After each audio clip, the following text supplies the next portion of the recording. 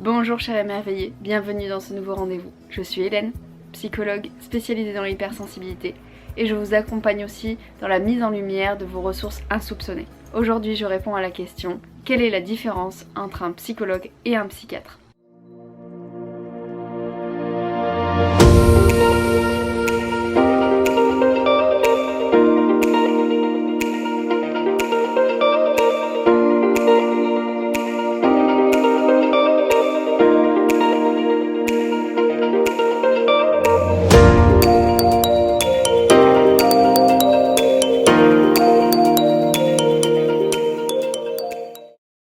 Si vous n'êtes pas encore abonné à ma chaîne, je vous invite à le faire en cliquant sur le bouton s'abonner. Si vous voulez me suivre également sur les réseaux sociaux, Instagram, Facebook, sous le nom de Rendez-vous d'Hélène, c'est avec plaisir. Si vous voulez me laisser un petit pouce vers le haut si vous aimez cette vidéo, ça fait toujours du bien de savoir que son contenu plaît. Et vous pouvez également laisser un commentaire, je suis toujours ravie de vous lire.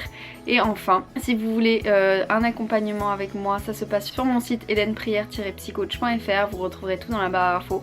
Et puis si vous voulez également trouver un autre type de contenu qui sont des podcasts sur des pensées plutôt intimes, personnelles, existentielles, vous pouvez aller me suivre sur Poupée Gillionne le podcast, à retrouver sur SoundCloud et iTunes Podcast. Aujourd'hui je réponds donc à la question, quelle est la différence entre un psychologue et un psychiatre ?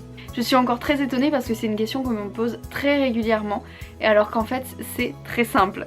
Vous allez voir pourquoi. Tout simplement, la différence entre un psychologue et un psychiatre, c'est le fait que le psychologue ne peut pas délivrer de médicaments et le psychiatre peut délivrer des médicaments.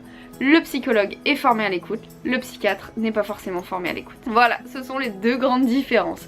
Moi dans mon métier, je ne peux pas prescrire des ordonnances, je ne peux pas prescrire des médicaments. Ce n'est pas mon métier, ce n'est pas mon rôle. J'ai fait 5 ans d'études dans une spécialité qui était la psychologie. J'ai fait un master de psychologie, je suis diplômée de master de psychologie et je suis psychologue clinicienne. Si j'avais fait un doctorat, j'aurais été docteur en psychologie, mais pour autant je n'aurais pas pu délivrer de médicaments, je serais simplement dans la recherche en psychologie. Et donc là ça serait un bac+8. Pour ma part j'ai un bac+5, le master et le diplôme. Et je suis donc titulaire du diplôme et du numéro ADELI. Donc je suis sur une liste référencée. Pour ce qui est du psychiatre, lui en revanche a fait des études de médecine. Il a commencé le tronc commun de médecine et ensuite s'est spécialisé en psychiatrie où on lui a attribué la spécialité psychiatrie et donc il est devenu psychiatre et il peut prescrire des ordonnances. Alors ce dont me parlent souvent mes patients quand ils viennent me voir, c'est que en général le psychiatre ne les a pas écoutés ou de façon très superficielle ou avec une écoute vraiment très rapide, très expédiée et qu'il a surtout délivré les médicaments.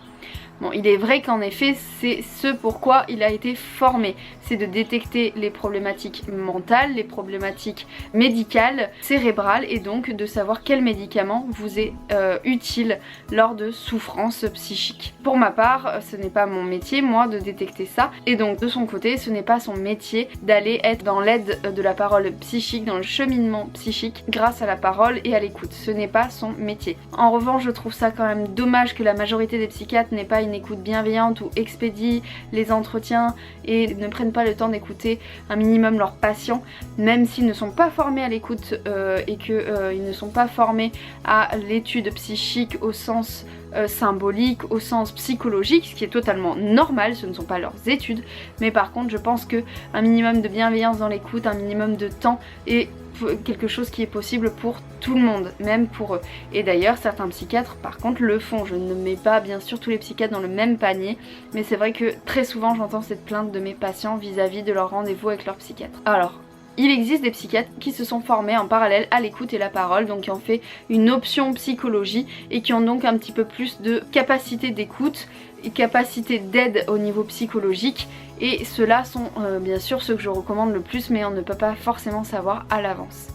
Donc c'est vrai que donc ma partie à moi, c'est ensuite une fois qu'en général les médicaments ont été délivrés, qu'il y a ordonnance, c'est que le patient soit au moins par le psychiatre peut-être envoyé vers un psychologue pour continuer le travail, mais cette fois-ci du côté de la parole, du côté de l'écoute.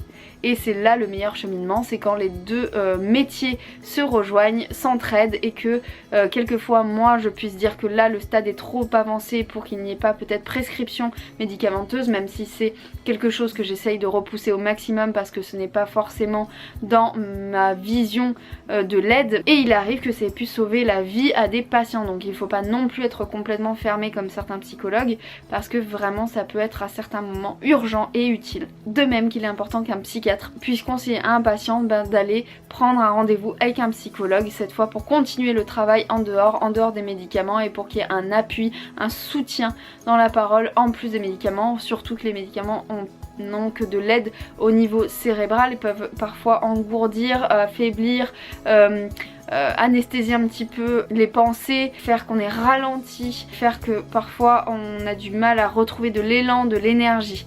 Et donc là au moins, même si c'est vrai qu'on n'est pas des médicaments magiques nous de notre côté, mais on peut peut-être au moins aider à rassurer le patient dans ces moments où il doit prendre des médicaments qui parfois peuvent être un petit peu forts et peuvent déstabiliser aussi dans notre personnalité. Donc voilà pour les deux grandes différences. Psychologue, pas de médicaments, le psychiatre délivre des médicaments, le psychologue est formé à l'écoute, le psychiatre ne l'est pas forcément, ou en tout cas, même s'il l'est, absolument pas de la même façon. Et puis malgré tout, une autre petite différence, c'est que le psychologue n'est pas remboursé par la sécurité sociale. Certaines mutuelles le font à quelques rendez-vous, mais c'est en général peu, comme les ostéos, alors que le psychiatre est remboursé par la sécurité sociale.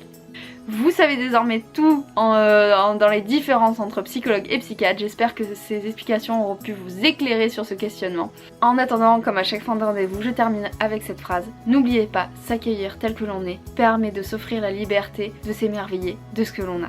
Je vous dis à un prochain rendez-vous. Prenez bien soin de vous et des autres.